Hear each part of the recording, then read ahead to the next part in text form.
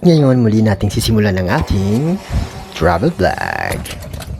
Salamat sa inyong suporta sa ating nakaraang travel vlog. Pagkatapos nating magkakad sa ating kauna-unahang travel vlog, dahil sa inyong mga suporta, nagkaroon tayo ng pagkakataon para magka-bike. At dahil dyan hindi na tayo maglalakad, magbibisikleta na tayo.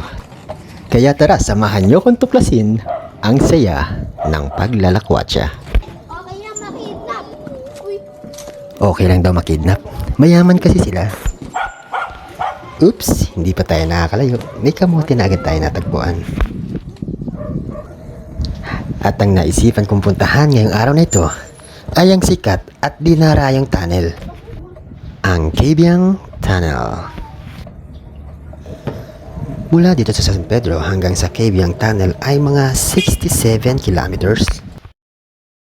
Siguro mga 4 o hanggang 5 oras na pagbabike din bago makarating sa Cabiang Tunnel.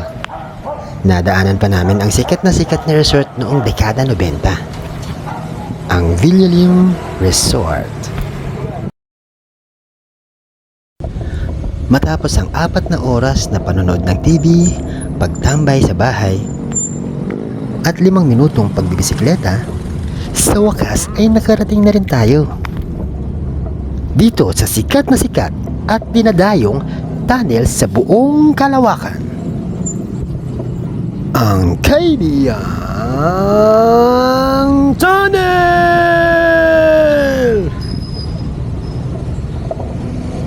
Kitang-kita nyo naman, umagang-umaga, napakadami ng dumadaan dito.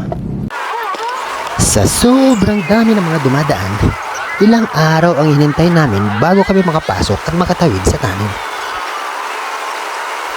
At makalipas nga ang ilang araw na paghihintay, ay nakapasok at makakatawid na rin kami.